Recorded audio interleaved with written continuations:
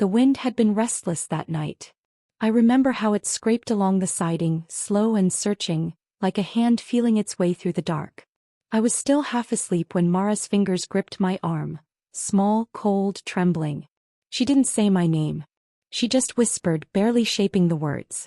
"Don't open the door." For a moment I didn't move. The room felt suspended, as if even the shadows were holding their breath. My daughter's voice carried a fear I had never heard from her, thin, urgent, threaded with something older than her 9 years. I lifted my head from the pillow trying to understand, but before I could ask anything the sound came. A single knock. Soft enough to seem polite. Loud enough to fill the hallway like a warning. I felt Mara's breath catch beside me. The house went impossibly still. I eased myself up, letting my feet find the cold floorboards. The wind pressed against the windows, but inside, silence. The kind that doesn't happen on its own. The kind that feels arranged.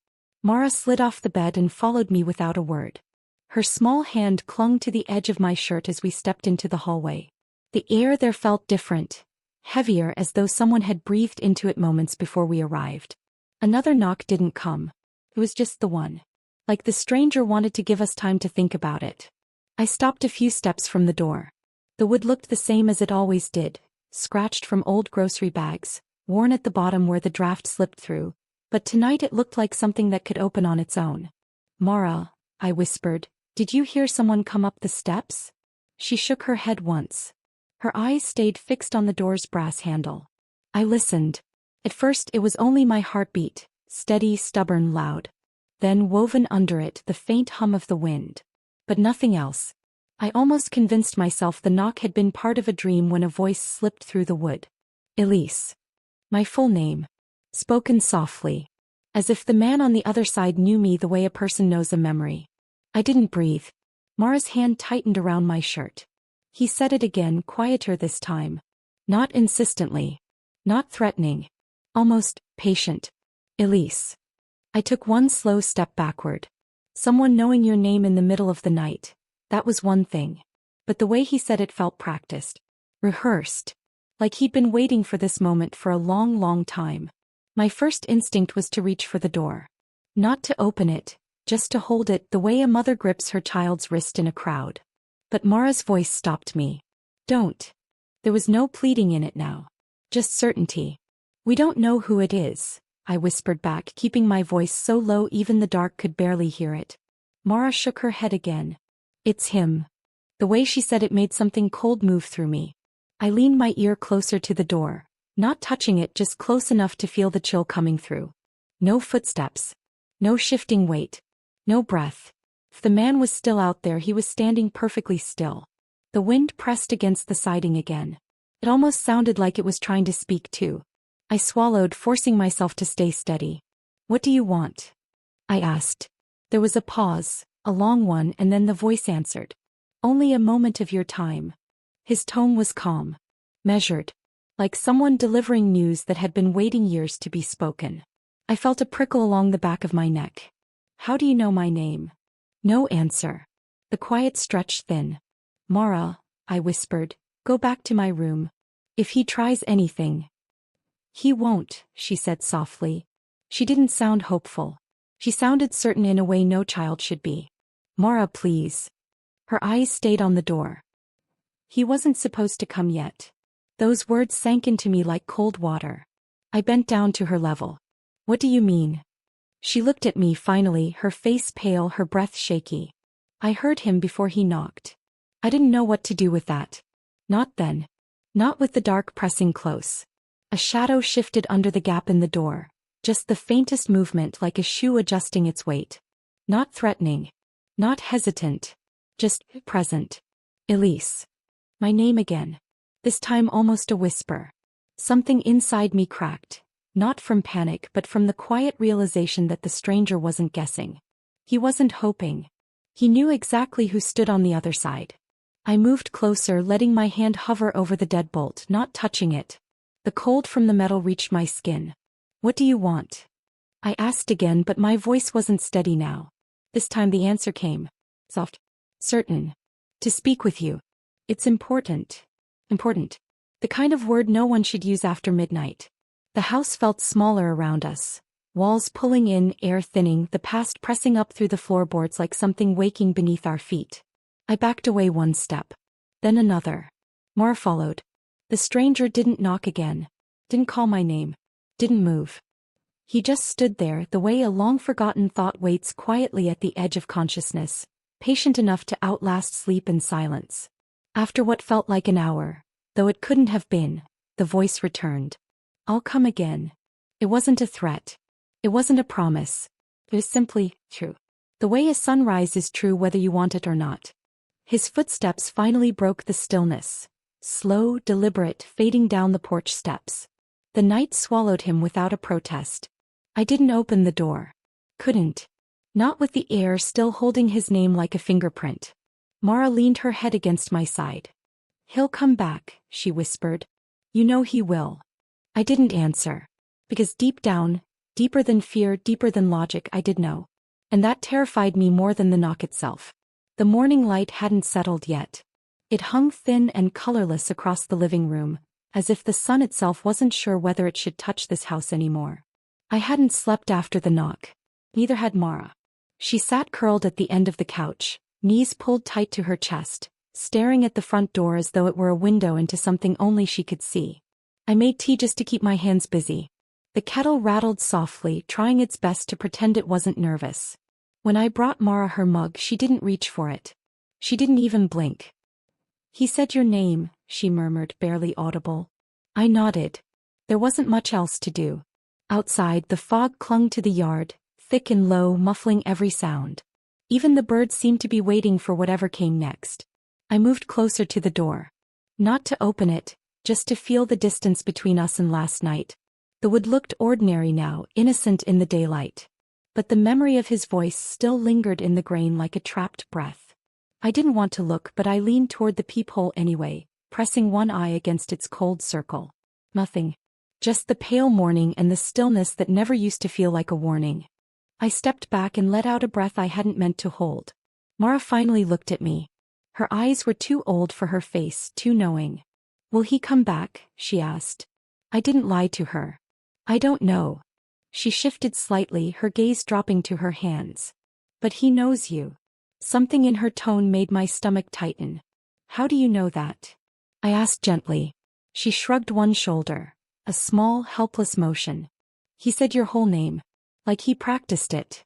Before I could answer, there was a sound outside. Not a knock this time.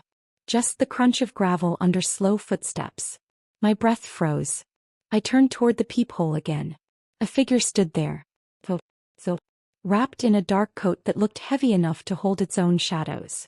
He didn't sway. Didn't pace. Didn't peer into windows. He simply waited.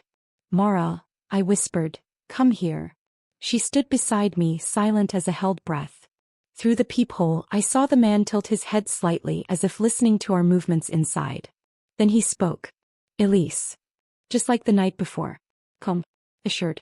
As though my name belonged in his mouth. I pressed my hand against Mara's back, keeping her behind me. The instinct came too naturally. His voice continued, muffled by the wood. There is something I need to give you. Something that belongs to your family. The word family scraped against something raw in me. It didn't sound like a kindness. Sounded like a burden. Mara's fingers brushed my arm. A small tap of warning or recognition. I wasn't sure which. I swallowed hard. What do you want from us? His answer slipped through the door like a cold draft. It isn't what I want. He paused. It's what's owed. A chill ran through me. Not fear, not entirely. Something else. Something deeper, older, the way an unfinished story unsettles you even when you don't know the beginning. I reached for the chain lock, not to open it, just to feel the reassurance of metal under my hand. Mara tugged at my sleeve. Don't, she whispered. She wasn't shaking this time. Her voice was steady, almost resigned. He's not here for you. The words struck me like a dropped stone. I crouched to her eye level, heart thudding. What do you mean he's not here for me? She didn't blink. He's here for us. I stood slowly, turning back to the peephole. The man was still there, coat buttoned to his throat, breath not visible in the cold. He hadn't moved an inch. Elise, he called again, softer now. As your mother once feared, certain things return. My throat tightened. My mother. The one topic I refused to revisit. The one name I had kept buried under years of quiet routines and small safeties. Hearing it spoken from a stranger's mouth was like feeling a hand reach through time and pull me backward. How do you know her? My voice cracked despite my effort to keep it steady. Silence. Then, I have something for you. He didn't reach into his coat. Didn't hold anything out. He just stood there with his empty hands folded in front of him, patient as winter. I felt Mara shift behind me. He knows you, she whispered. But he remembers her. The meaning slid under my skin before I could stop it. This wasn't random. This wasn't a coincidence. This was a thread stretched from some forgotten corner of my childhood, pulled tight by someone who had never stopped holding it. I stepped back from the door. My legs felt unsteady, like they remembered something my mind didn't. Through the wood, the man's voice softened further. I will return when you're ready. Before I could speak, before I could demand who he was, why he was here, what he meant, his footsteps began. Slow. Measured. Retreating down the porch steps without haste. I pressed my eye to the peephole once more. He didn't look back. Not once. He simply walked into the fog and dissolved into it as if the morning swallowed him whole. I stayed there long after he was gone. Mara leaned into my side, her cheek against my hip. You felt it too, she whispered. Didn't you? And the truth, the one I didn't want to admit, settled heavily in my chest. Yes, I felt it. The familiarity. The unfinished business. The eerie calm in the man's voice, like this moment had been a line in a story written long before I was old enough to read. Mara's hand found mine. What does he want? She asked. I didn't have an answer. Not one I trusted. But the fog outside thickened, pressing itself against the windows as though trying to listen. And I knew, without being told, that this was only the beginning. Whatever the man carried, whatever he believed belonged to our family, whatever debt or story or promise he had come to deliver, it wasn't finished. Not yet. And he wasn't going to stop until the door finally opened. Morning brought a silence heavier than the night. Even the fog had lifted, leaving the yard pale and undecided. I moved through the house quietly, as though my footsteps might wake memories I hadn't invited. Mara sat at the kitchen table, her chin resting on her hands. She didn't eat. She didn't speak. Her eyes kept flicking toward the front door, unblinking. Did you see him again? I asked softly. She didn't answer right away. Her small fingers traced invisible shapes on the table. I heard him, she said finally. Before he came. The words lodged in my chest. I wanted to ask her what she meant. I wanted to shake her and demand she explain. But the tone in her voice made me hesitate. Gentle, certain, like a whisper from some faraway place that knows more than you do. I remembered my own childhood. How my mother sometimes woke me in the middle of the night. Urgent, breathless, whispering warnings I never understood. I never questioned them back then. I just obeyed. Maybe I had inherited something I never recognized. Some instinct that skipped generations, hidden like a seed waiting for the right moment to sprout. I brewed another cup of tea, though the warmth didn't reach my hands. The memory of last night lingered like a shadow folded into the edges of the kitchen. The knock. His voice. The certainty in Mara's tone. I shivered, realizing the echoes of the past had arrived in the present. I asked Mara again gently, what did he sound like? She hesitated, then said, calm. Not scary. But, like he was calling for someone he knew. Her words sent a chill down my spine. Not fear exactly. Recognition. As though she had met him before. Not in this life maybe, but somewhere. Always. I left the kitchen needing to see for myself. Outside, the frost coated the grass in fragile crystals. Every leaf, every branch, frozen and untouched. No footprints marked the yard. Not a single disturbance to prove he had been there at all. The absence of evidence was suffocating.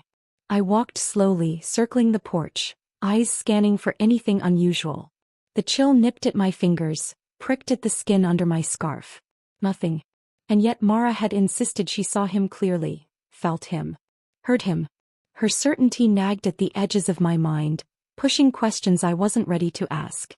I thought about the letter my mother never showed me. The fear she carried silently, tucked between her ribs, passed down without explanation. Was Mara tapping into the same thread? Was this some echo of a story that had begun long before I was born? Mara came to the door, her breath fogging the glass, hand brushing the frost. "I know he was here," she whispered. Her voice trembled, though her eyes were steady. "It's like he stepped out of the dark and then vanished. But I saw him." I wanted to laugh. I wanted to shake my head and tell her it wasn't possible. But the way she said it, the way the words seemed older than her small frame, made me pause. The air felt heavier, charged with the memory of something unseen. I knelt beside her, lowering my voice so only she could hear. "How do you know him?" She didn't look at me. "Because I remember the sound," she said softly. "The way he says my name is the same way I've heard it before." I shivered again. It wasn't fear I felt. It was the slow, creeping understanding that some stories never truly end. That they carry across time, waiting for the next chapter, even if the pages were hidden from you.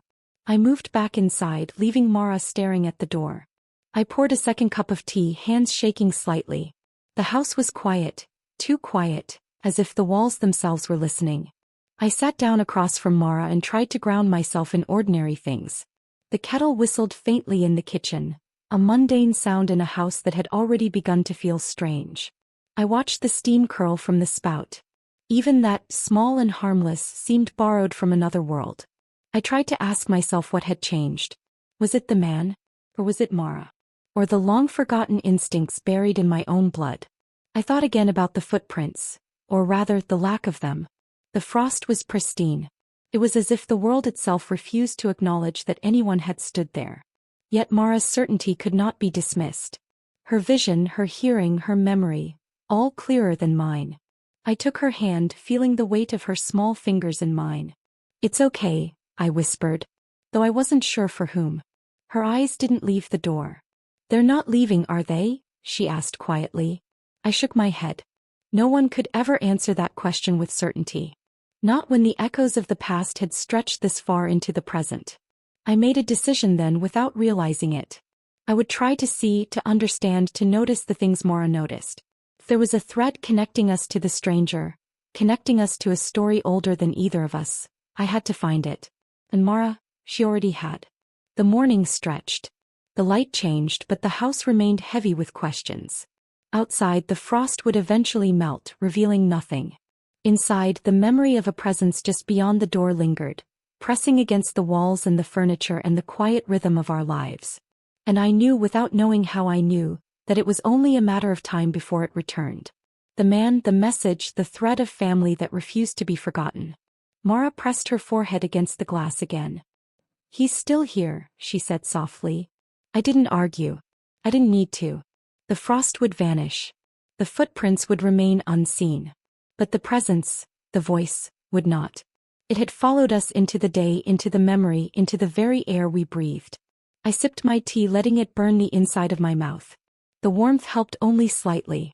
The questions, the recognition, the echo of a warning I had never understood, they stayed with me. Waiting. Patient. Quietly insistent. And through it all I watched Mara. She had already seen more than I could comprehend. She had already understood more than I dared admit. The stranger had returned, not in body but in the certainty of presence, in the echo of names, in the weight of family. And I realized slowly, painfully, that we were part of something larger than a knock at the door. Something that had begun long before us and would not end with our denial. The day was cold, though not bitter. The kind of cold that settles into your bones quietly, like it has time to linger. I drove past the fields, the mist curling along the edges of the road, and my mind kept returning to what the neighbor had said. A man. By the old bridge. Standing. Watching the water. I gripped the steering wheel tighter. The sight of the bridge through the fog made my stomach clench. The neighbor had described him as tall, dark coat, motionless. Exactly the way I remembered him at our door. The same patient weight of presence. Mara sat behind me in the back seat, her small hands pressed to the window. Her breath fogged the glass as she whispered, "He's still looking." I swallowed. A lump of unease lodged in my throat. Looking for what? And why did she know he hadn't moved since last night? I parked the car at the edge of the bridge and got out. The boards creaked beneath my feet, each sound sharp and alive in the morning stillness. The river below flowed slow and gray, carrying no reflection of the world above. I walked along the edge, scanning the mud for footprints. And there they were. Faint impressions pressed into the soft earth. But wrong. Too far apart. As if the person who had left them had been stepping carefully around something invisible, something fragile. I crouched down, tracing one print with my finger. It felt deliberate. Measured. Intentional. Mara leaned close behind me, whispering, "He's careful." Her voice had that calm certainty I had begun to trust, the same way she had spoken of him at our door. "But what is he looking for?" I murmured to the fog. Mara didn't answer. She simply stared at the water as if expecting it to move, to shift, to give up its secret. I wanted to believe the neighbor's words were mistaken. That the man hadn't been here at all. But the prince told me otherwise. And Mara's gaze told me more. She had seen him. And she had understood him. I stood slowly, brushing dirt from my hands. The air was thick, heavy with damp fog and the weight of waiting. The bridge seemed smaller somehow, like the world had drawn in around us. I glanced at Mara. Her fingers were laced together, tight as if holding her own breath. "He knows this place," she whispered. My heart skipped. "How?" I asked. She didn't answer. Her eyes were fixed on the horizon, watching for something only she could see. I tried to imagine what he could want with us. The prince. The waiting. The patient, deliberate stalking of the land around the bridge. It wasn't about fear. Not entirely. It was about finishing something. Something begun long before we had ever known we were part of it. A breeze shifted the mist, curling across the boards. It made the river sparkle faintly, catching light that wasn't there before. And I thought I saw movement. Just for a moment. A shadow folding into the fog, dissolving, leaving only emptiness. Mara tugged on my sleeve. "Look," she said quietly. I followed her gaze. Nothing. Just the soft gray swirl of river and fog. But she was insistent, trembling slightly, like the world had given her a secret I wasn't ready to hear. "He's still here," she said. "Not behind the trees. Not on the boards. Somewhere deeper, somewhere I couldn't see." I nodded, though my voice caught in my throat. "I know," I whispered. We stayed there a long time. The river moved, the fog shifted, the world went on, and yet the man didn't leave. He wasn't visible. But his presence clung to the bridge, to the mist, to Mara's knowing eyes. It followed us in the hum of the wind, the crunch of gravel under my shoes, the weight of silence pressing between us. I wanted to turn back. To leave the bridge and forget the prince, forget the neighbor's words, forget the certainty in Mara's voice. But something made me stay. Something told me that if I walked away now, I would never understand what was unfolding. And Mara, she wouldn't forgive me if I ignored what she saw. I ran my fingers along the railing, cold and rough, and tried to imagine him standing here. Patient. Watching. Waiting. As if the river itself had whispered a secret only he could hear. I wondered what it was he expected to surface. What family truth he wanted to reclaim. The thought made my chest tighten. The past was alive here in these boards and mud and mist. And we were its unwilling witnesses. Mara leaned her forehead against the railing, staring at the water. "Do you think he's angry?" she asked. I shook my head. "No," I whispered. "Not angry. Waiting." The distinction mattered. Anger could be confronted. Waiting demanded patience. And the kind of patience he had shown from our doorstep to this bridge. It was unsettling. It suggested knowledge beyond our reach, a story older than our lives, and a promise that could not be ignored. We left the bridge slowly. The prince faded behind us as the mist shifted. The neighbor had been right, he had been here. And Mara's eyes confirmed it. Even if the evidence melted away, even if the fog swallowed the land, even if the river refused to tell its story, we knew. As I drove home, Mara in the back seat pressed her face to the window again. "He's still looking," she whispered. And I didn't argue. I didn't need to. I felt it in the tight press of the steering wheel, in the chill that lingered in my bones, in the quiet understanding that our lives were no longer just ours. The man, the river, the fog, the bridge, they were all threads in a story we had stumbled into. And Mara, she had already begun to read it. I gripped the wheel tighter, my knuckles white. And I realized that whatever he was waiting for, whatever he sought, it wasn't something we could run from. It wasn't something we could ignore. It was coming. And it was patient. And it would not leave until we faced it. The mailbox sat at the edge of the yard, gray and rusting, leaning slightly to one side. I had avoided it all morning, pretending there was nothing waiting, pretending our world could remain ordinary. But eventually I had to see. I pulled open the lid. Inside, an envelope rested alone, unnaturally still. No return address.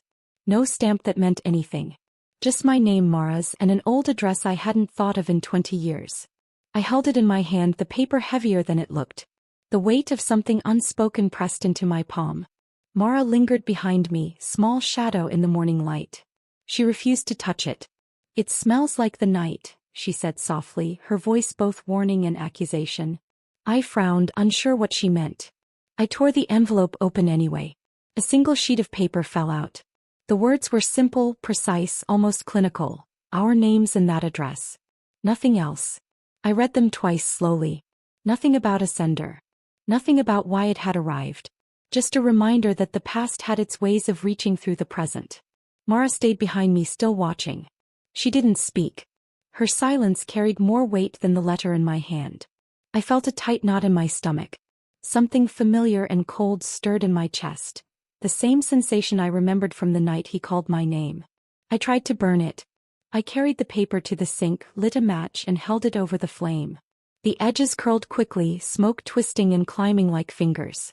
Even as it burned, the unease remained, lingering in the corners of the kitchen, clinging to the walls, slipping into the floorboards. I put the match down, hands trembling slightly. Even the ash felt too significant, too alive. I looked at Mara. Her eyes were wide, fearful in a way I had begun to trust, seeing things beyond my comprehension. "He's closer than we think," she whispered. The thought hit me like the first cold wind of winter. I hadn't considered that. The mailbox had been right there.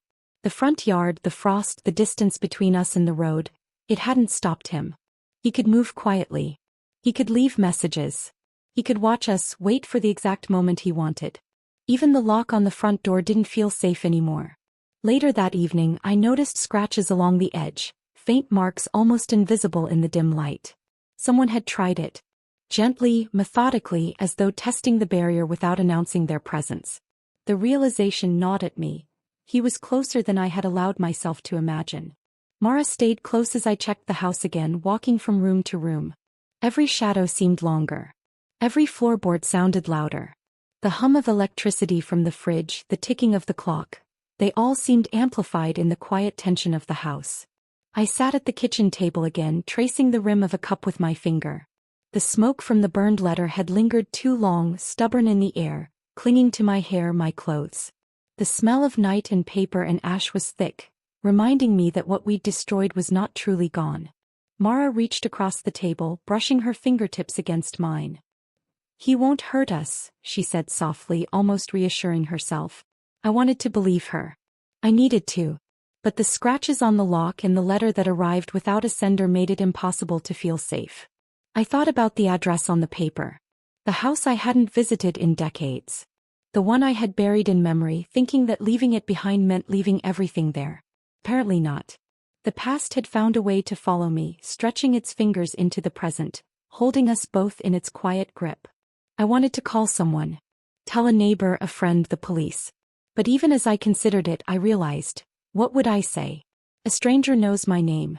Leaves letters with no sender. Scratches the lock on my door. And my daughter sees things before they happen. No one would understand. No one would believe it. And maybe Mara and I were meant to face this alone. The evening grew colder. I closed the windows and checked the locks again and again, though I knew it was a futile comfort. I could still feel him in the air, moving somewhere just beyond the yard, patient, waiting, observing. The letter had been a gentle announcement. We were no longer alone. Mara leaned against me, small weight pressing against my side. "I can still hear him," she whispered.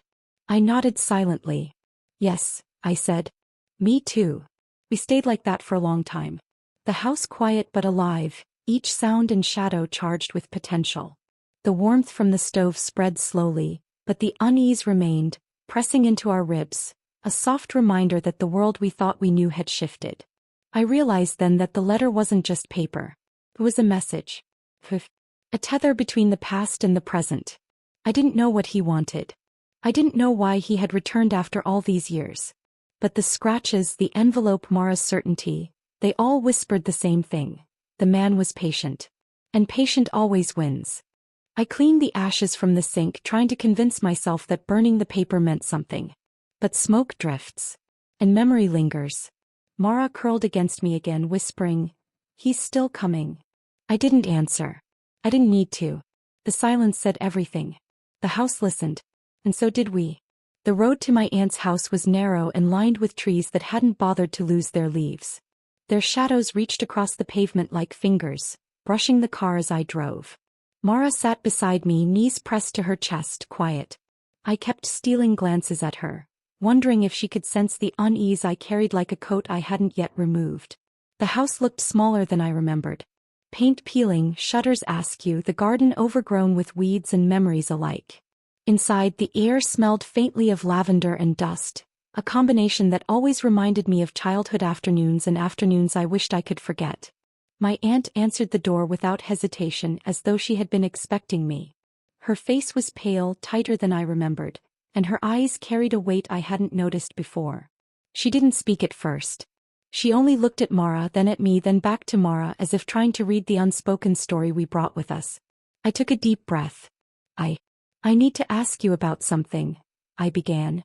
She didn't answer. The house swallowed my words. I tried again, firmer this time. There was a man. At our house. Last night. He knows my name. Mara's name. He left a letter. Her face drained of color. She stepped back slightly, hands gripping the edge of the counter, knuckles white. "Some things," she whispered, voice almost trembling, "were left alone for a reason." I blinked, unsure whether she meant the man, the letter, or the family history itself. "Please," I said. "I need to know. What is this about?" She shook her head slowly. "He used to come," she said almost to herself. My pulse quickened. "Who? When?" She looked at me, eyes sharp despite the pallor. "Your mother feared him. She warned you. Did you never remember?" I froze. Memory tried to surface. Fragments. Cold nights, whispers in the hall, a name she never spoke aloud except in warning. I had pushed it down. Buried it behind mundane years of school, work, and small routines. "Your daughter sees it now," my aunt continued. "She hears it. The warnings. The voice before it arrives." Her voice softened. "Just like I did. Just like your mother did." I didn't speak. I only nodded slowly, letting the words sink in, heavy and unfamiliar. It was an inheritance I hadn't asked for, one I had walked straight into. "Why now?" I finally whispered. "Why after all these years?" She didn't answer directly. Instead, she leaned closer, voice low and tremulous. "Some things wait for the right line. For the right time. Your mother moved you to protect you. But the story doesn't end. Not with moving." I thought about Mara, quiet and still, seeing the world in ways I could barely understand. The child had inherited more than instincts. She had inherited recognition, the ability to sense what I could not. "Was it the same man?" I asked. She hesitated, then nodded. "Yes. He asked for your mother by name. Always softly. Always certain. Always patient. Waiting for what belonged to him." I felt the walls of the house press closer. A century of family secrets seemed to settle in the corners, in the faint scratches of floorboards, in the sunlight that barely reached the carpet. Everything I thought I had forgotten was alive again. I thought about the letter. The envelope without a sender. The address from my past. The scratches on the lock at home. Every detail suddenly fit together in a pattern older than my memory. The man had waited. He had always waited. Mara tugged at my sleeve, small hand firm. "I hear him," she whispered. "I see him before he knocks." I swallowed hard, nodding. "Yes. I see it now." My aunt's eyes softened, though the unease lingered. "You can't fight this," she said quietly. "You can only understand it. And survive it. He is part of a story older than you. Older than your mother. And he is patient enough to wait for the next chapter to be ready." I wanted to argue. I wanted to tell her we could ignore him, forget the letter, burn the memories. But the certainty in Mara's gaze, the echo of my own suppressed childhood memories, the way the air seemed charged around the edges of my life, it made me silent. I realized there was no ignoring this. We left my aunt's house slowly. The trees pressed closer to the road as the wind began to pick up, rattling leaves against the car like distant whispers. Mara watched the scenery pass with quiet intensity, as if reading messages written in shadows and light. On the way home I tried to piece it together. The man. The letter. The warnings passed down through generations. It was a story I hadn't been part of until now. And now it was ours. At home the house felt different. Smaller. Thicker. Listening. Every shadow seemed to lean toward the front door, waiting for what was coming next. The firewood in the basket seemed heavier, as if carrying the weight of unseen eyes. I tucked Mara into bed that evening, her small hand brushing mine. "Do you understand it now?" I asked softly. She nodded, eyes wide and serious. "Yes," she said. "But I don't think he's finished." I didn't answer. I only pressed a hand to hers. The air outside pressed against the windows like fingers. The house listened. And I knew the man's story wasn't over. It had only just begun to unfold. And in the silence, I realized something my aunt had hinted at but hadn't said aloud. This was not just about my mother. Not just about Mara. It was about the line of us. The story that waited in shadows, passed quietly from one generation to the next. We had inherited it. And it would not let us go. The evening air was thick and still, heavy with the scent of damp earth and fallen leaves. I carried firewood from the stack at the edge of the yard, each log heavier than I expected. The wind moved through the trees, stirring them just enough to make shadows writhe like slow, careful movements. I paused, feeling the sudden weight of being watched. Mara tugged on my sleeve, small hand cold against my skin. "He's waiting for you now," she whispered. Her eyes didn't flick toward the trees or the yard. They were fixed somewhere beyond, on something I couldn't see. I nodded slowly, keeping my voice low. "I see him too," I said, though my chest felt tight. I stacked the logs by the porch, trying to let routine calm the edge of dread that had settled over me. The trees swayed gently, but the shadows seemed crowded, like they were holding their breath. I couldn't tell if it was imagination or if someone truly lurked there. The feeling didn't leave, no matter how many times I told myself it was just the wind. Mara stayed close, clutching my arm as I bent down to pick up another log. "You feel him too," she said softly. I didn't answer. Not because I didn't want to, but because the truth made the hairs on my arms stand on end. Yes, I felt him. Every part of me did. The house behind us seemed quieter than usual, as if it too was listening. The boards under my feet creaked, but there was no other sound. No cars. No distant voices. Only the occasional sigh of the wind through the branches, a sound that suddenly felt deliberate. Mara leaned closer. "I hear him moving sometimes," she said, whispering as though afraid the trees would hear her. "Slow. Like he knows he can take his time." I swallowed. Her words pressed against the memory of last night, the knock, his voice calling my name. He was patient. Always patient. And now the patience had expanded, reaching beyond the door, into the yard, into the trees. I stood upright and scanned the edge of the woods. Nothing. Just the line of dark trees, standing rigid and silent, holding secrets. But Mara didn't look frightened. Her gaze was calm, determined, even as if she could see him clearly in ways I could not. I thought about the letter in the mailbox, the envelope without a return address, the scratches on the lock, the certainty in her voice that he was here, even if I couldn't see him. All of it came together in a single, undeniable fact. The man was closer than ever. I brought the last log to the stack and stood for a moment, listening. The world was quiet but alive. Every shadow seemed deliberate. Every gust of wind felt like a message. Footsteps. Slow. Deliberate. Unhurried. I froze, listening to the rhythm. The steps didn't cross the yard. They didn't approach the porch.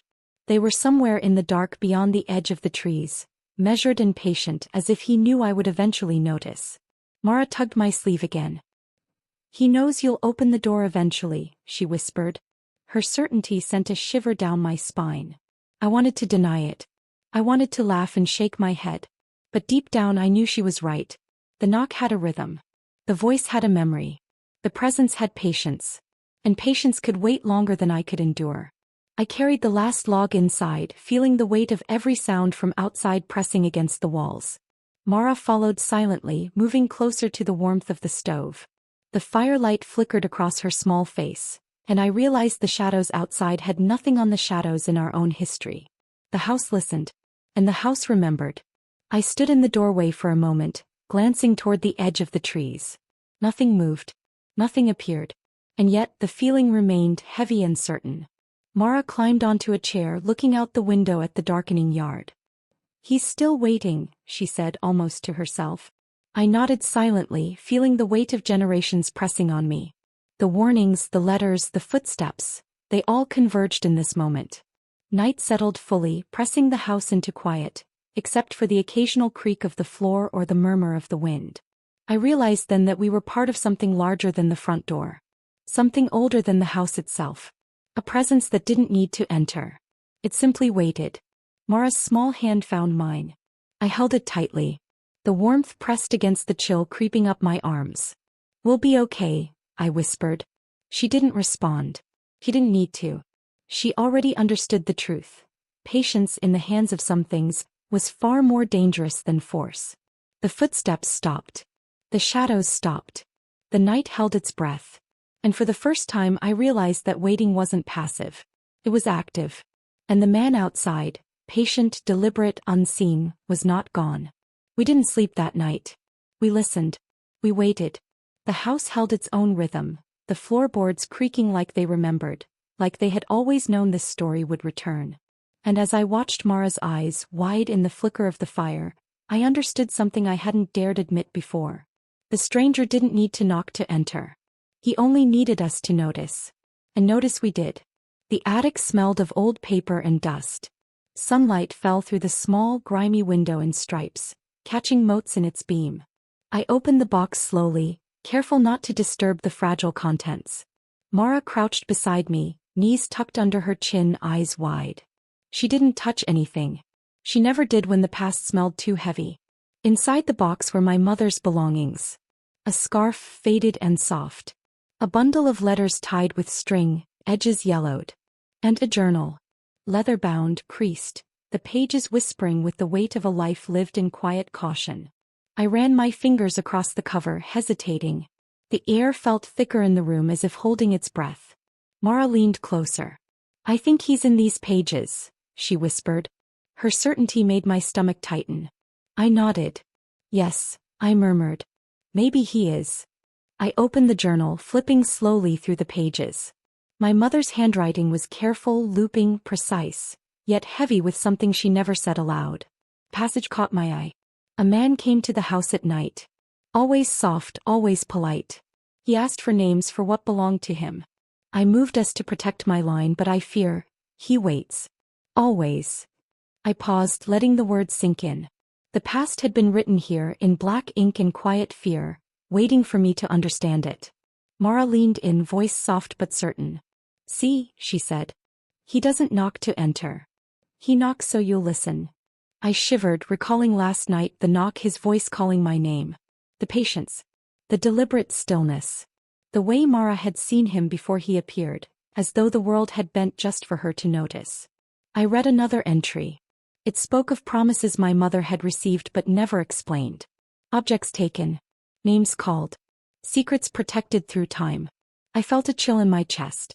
She had moved us suddenly, yes, but the story didn't end there. It had followed us, folded into the air we breathed, invisible yet alive. Mara traced a line on the page with her small finger. "Why didn't she tell us?" she asked quietly. I shook my head. "Some things aren't meant to be explained," I whispered. "Only understood." We sat in silence, the journal open between us.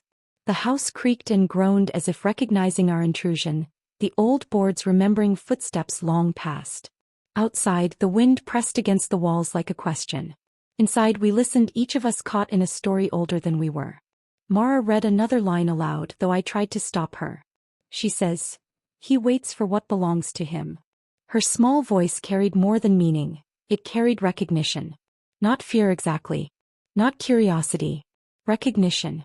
I realized then that the stranger wasn't simply after us. He was after continuity.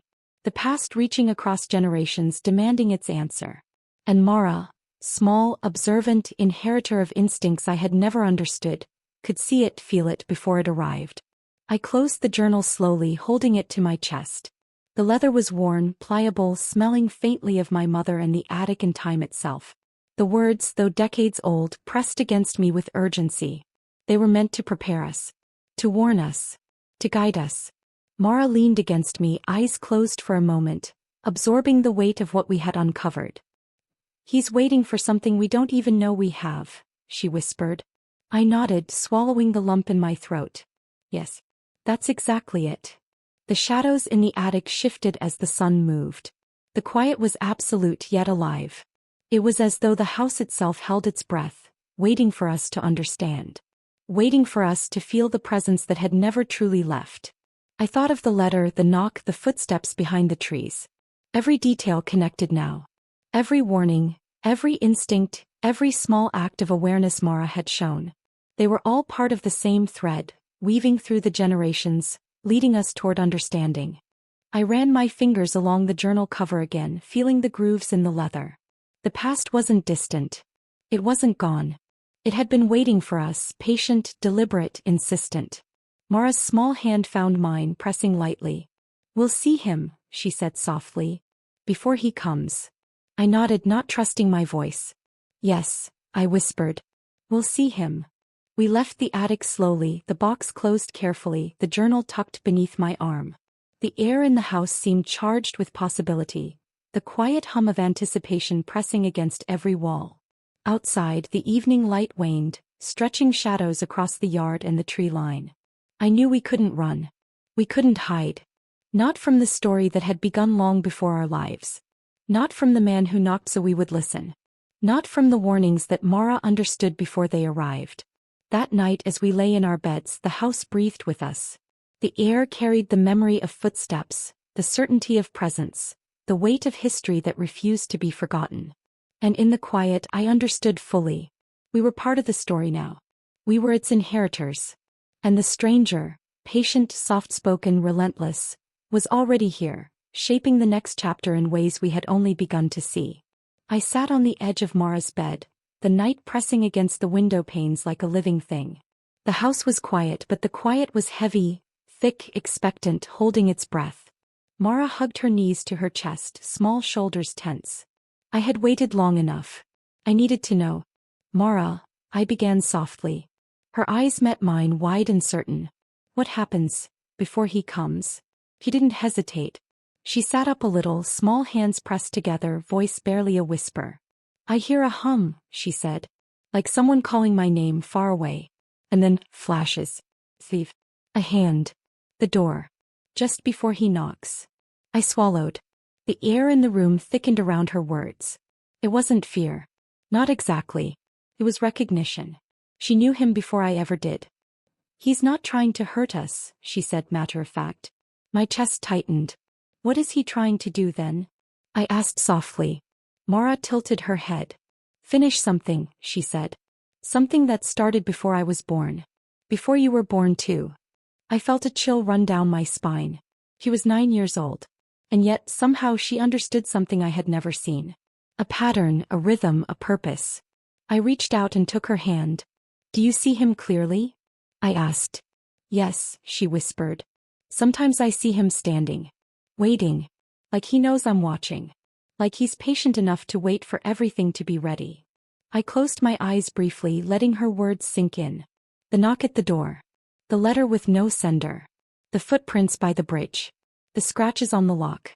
Every detail aligned like stars in a sky I hadn't dared to look at. I thought about my mother's warnings. The journal I had read in the attic. The objects taken, names called, the weight of things kept secret across generations. Mara had inherited understanding I had never fully realized. Instinct. Recognition. Sight beyond the surface. "Do you know why he's looking for us?" I asked, voice trembling slightly. Mara shook her head. "No. Not really. But I think he's not looking for you or me. Not exactly. He's looking for the story. The thing that was left behind." I pressed a hand to my chest, feeling the rhythm of my heartbeat against it. The story. Yes. That had to be it.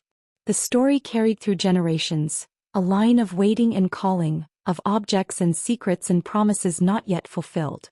Mara's eyes flicked to the window, where the night pressed against the glass like a living wall. "He's patient," she said again softly. "Patience is the thing that makes him stronger than us. But he won't hurt us. Not if we listen." I nodded slowly. Her words had the weight of truth. Not a child's imagination. Not a fear conjured in the dark. Recognition. Understanding. Knowledge passed down quietly through instinct, through warning, through seeing what we could not. I leaned back against the bed frame, letting the room settle around us.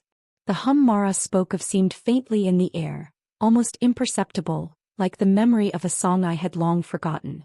I thought of the man at the bridge, the envelope, the attic, the journal. Every moment, every clue, every warning had been leading here. To Mara, to the night, to the truth we were only beginning to understand. "Do you think he's done?" I asked, voice barely audible. Mara shook her head. "No. He's only getting started. But he's patient. He waits. And we have to wait too.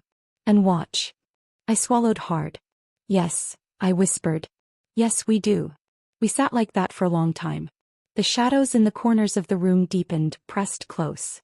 The floorboards creaked faintly. Outside, the wind whispered along the siding, a soft, deliberate presence. I realized then that we were no longer simply living in our house. We were participants. Observers. Part of the story that had waited for generations to be recognized. And Mara had already begun to read it. The air shifted slightly. A scent of cold earth and damp leaves drifted in through the window crack. It carried something unspoken. Something patient. And I knew with a certainty that pressed against my chest, that the stranger was already here in spirit, waiting for the next movement, the next acknowledgement, the next moment we would recognize him fully. I pressed a kiss to Mara's forehead. "You see him before he arrives," I said softly. "Yes," she whispered. "And we'll be ready?" I nodded, though my chest tightened. "Yes. We'll be ready." The night stretched long and quiet. We listened. We waited. And for the first time, I understood fully that the man's presence was not just outside our door. It was in the air, in the shadows, in the hum that Mara heard. And in the knowing of a child who could see what I never had. The story was patient. So was he. And now so were we. Fog rolled in that night like water poured over the land, thick and silvery, swallowing the yard, the trees, the road beyond. The house looked smaller, fragile, pressed into the gray. I could feel it in my chest, the way the air hummed, heavy, expectant. Mara stayed close, her small hand tucked in mine, and together we listened to the silence. I knew he would return. I could feel it in the walls, in the way the shadows pressed closer, in the hum that seemed to move with the fog itself. The wind shifted, and for a moment the trees whispered as though sharing secrets with each other. The knock came. Firm this time. Almost urgent. Not loud, not threatening, but deliberate, precise, patient. Mara flinched only slightly. Her eyes, wide and certain, held mine. "He's here," she whispered. I stood before the door, feeling the old wood beneath my fingers, the familiar scratches I had noticed days before. The lock resisted slightly, reminding me that barriers were only partial comfort. The house was quiet except for the rhythm of my heartbeat. I tried to breathe slowly to steady the surge of adrenaline that coursed through me. "Elise," the voice came softly through the door, familiar, patient, knowing. My name, called with certainty, carrying the weight of time and distance and intention. Mara's hand tightened in mine. I swallowed. "Who are you?" I whispered, though part of me already knew the answer. "I have something to return," he said. The words traveled through the wood like water seeping through cracks. "Something taken from your family long ago." The phrase pressed against me like fog itself. Heavy, damp, impossible to ignore. I thought of the letter, the scratches, the footprints by the bridge. Everything pointed here to this moment. Mara tugged on my sleeve gently. "I think he means the story," she whispered. I nodded silently, feeling the weight of her certainty. The story. The inheritance of patience, of waiting, of recognition. It wasn't just the locket or the house or the journal. It was the thread running through generations now reaching for us. I hesitated. Every instinct screamed at me to step back, to lock the door, to pretend the night was ordinary. But Mara's gaze held mine, steady and unwavering. I realized then that hesitation wasn't safe. Understanding required action, even if just opening the door a crack. The fog thickened, pressing against the wood like living breath. I leaned forward, hand trembling slightly, and turned the knob just enough to see through the slit. He stood there. Older than I expected, lined with years and fatigue, yet patient, deliberate, steady. His dark coat was plain, his hands holding something small and worn. A locket. My breath caught. I recognized it immediately, the one from old photographs of my mother. The one my mother had never mentioned, tucked away in a box I had never opened. "I promised your mother," he said softly, "I would deliver it when her line was ready." He didn't need to elaborate. The weight of the promise pressed against the fog, the house, the night. I glanced at Mara. She looked at the locket, eyes wide, fingers twitching as though reaching for understanding. I could see it in her expression. Recognition, not fear, not curiosity, but a knowing that had taken generations to form. The man's hands trembled slightly as he offered it to me. Inside the locket, a folded piece of paper. I unfolded it with care, as though the words might crumble if handled roughly. The message was old. Addressed not to me but to Mara.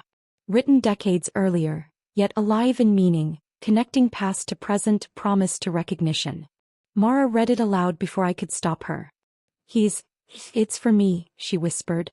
I nodded slowly, swallowing the lump in my throat. "Yes," I said. "It is." The stranger didn't speak again. He simply turned slowly, his coat brushing the fog, and began to leave. Patient, deliberate, certain. I watched him go, feeling the weight of generations pressing into the present. The locket in my hand was small, fragile, yet heavy with meaning. The message it contained shifted everything I thought I knew about the past. About my mother. About the story I had never realized I had inherited. Mara stood beside me quietly, eyes following his retreating figure through the fog. "Do you think he'll come back?" she asked softly. I shook my head. "I don't know," I whispered. "But he's done what he came to do, for now." The fog lingered, curling around the house, muting the world outside. The night seemed longer somehow, stretching in slow, deliberate silence. I held the locket in my palm, feeling the grooves of the metal, the weight of time, the certainty of legacy. Mara pressed her hand into mine again. I realized then that we were changed. The story had found us, passed into our hands and eyes and hearts. And the stranger, patient, deliberate, unwavering, had completed one part of a promise that began long before we were born. I closed the door slowly. The lock clicked, solid and temporary. The fog pressed close, silent and waiting. And I knew that while this chapter had ended, the story itself was far from over. The house exhaled with us, heavy with secrets and the quiet understanding of what had just transpired. And in the silence I felt it. The weight of what my mother had carried now passed to me. The patience of those who wait. The stories of those who never forget. And the knowledge that the next chapter would come, softly, deliberately, through the fog. The morning after the fog lifted, the world felt quieter than usual. The sunlight filtered weakly through the curtains, dust motes suspended in the still air. I held the locket in my hand, feeling its weight, its history, its promise. Mara sat beside me on the edge of the bed, her small fingers brushing against mine, both of us caught in a delicate, unspoken understanding. I knew he would come again. The stranger. Patient, deliberate, certain. And he did. Just as the afternoon shadows grew long, there was a gentle, precise knock at the door. Mara flinched, then steadied herself, eyes wide but calm. "He's ready," she whispered. I opened the door just enough to see him. His face was lined, marked with years and exhaustion, but there was a quiet dignity there too. He held the locket in his hand, small, worn, familiar. No words were needed at first. We recognized each other. Or perhaps, we recognized the story carried in the object he held. I stepped aside, letting him cross the threshold. He didn't rush. He didn't need to. The patience that had marked every visit, every knock, every shadow was still there, deliberate, knowing, unstoppable. "I promised your mother," he said softly, eyes on me, then Mara, "I would deliver this when her line was ready." His hands opened slightly, offering the locket. Mara's eyes widened, and I realized she understood something I didn't fully yet, that what he carried was more than metal and engraving. It was memory. Leggy. The thread of a story that began long before we were born. I took the locket, fingers trembling slightly. The chain was fragile, the metal worn, the weight familiar as though it had always belonged to my hand. Inside, a folded piece of paper, yellowed with age. I unfolded it carefully, heart pounding. Mara leaned closer. Her small hand hovered over mine, almost reverent. The message inside was addressed not to me but to her. Words written decades ago, intended for a child who hadn't yet been born. The stranger had waited patiently all these years for the right line. The line of my mother, now mine, now Mara's. He saved it for me? Mara whispered. I nodded slowly, swallowing hard. Yes, I said. It is for you. He didn't speak again. His eyes lingered on us for a moment, calm, deliberate, steady. Then he turned, coat brushing the floor, footsteps quiet on the wood. He left as he had arrived, patient, certain, like a shadow slipping through fog. I closed the door slowly, letting the lock click into place. The house felt lighter, yet still heavy with the weight of what had transpired. Mara and I sat together, silent, absorbing the import of the moment. The locket rested in my palm, small and fragile, yet carrying decades of waiting, promises and memory. I opened it again, reading the words aloud softly so Mara could hear. They waited for you. Now it is your turn to understand. Her eyes met mine, wide and unwavering. Yes, she whispered. I understand. The air in the house seemed to shift, lighter but still charged with something unspoken. It was as though the walls remembered every step, every knock, every whisper, every warning passed down through generations. The story had been completed in one sense, yet it was far from finished. We were now part of it. We were the inheritors. The next line. I held Mara close, letting the weight of her small body ground me, remind me of the fragility and certainty of life, of the threads that connect one generation to another. The stranger's patience, his deliberate silence, the locket and message. All of it had led to this quiet, precise passing of knowledge. We understood now what had been carried in silence for decades. I placed the locket around Mara's neck. It hung lightly against her chest, small but significant, warm from the memory it held. She touched it gently, reverent, and I realized that this was more than a gift. It was a covenant between past and present, a promise that would guide her, protect her, and teach her what we could not. I looked around the house. The sunlight had shifted. The shadows were longer, softer. The silence carried with it the understanding that some stories do not end, they simply pass on. The stranger had done what he came to do. And now the responsibility rested with us. Mara looked up at me, eyes steady. Will he come back? She asked softly. I shook my head, uncertain. Yes, I said slowly. But not for us. Not for now. He has completed his part. And we have ours. The house exhaled, or at least it felt that way. The old boards, the floor, the walls, everything seemed to breathe a little easier. The weight of the past, held so long by my mother, by the stranger, had been partially lifted. Yet the story continued. The thread ran forward now, through Mara, through me. I pressed a hand to the locket, warm and solid against my palm. It carried not just memory, but the quiet courage of those who had waited, and the patience of those who knew that some things require time.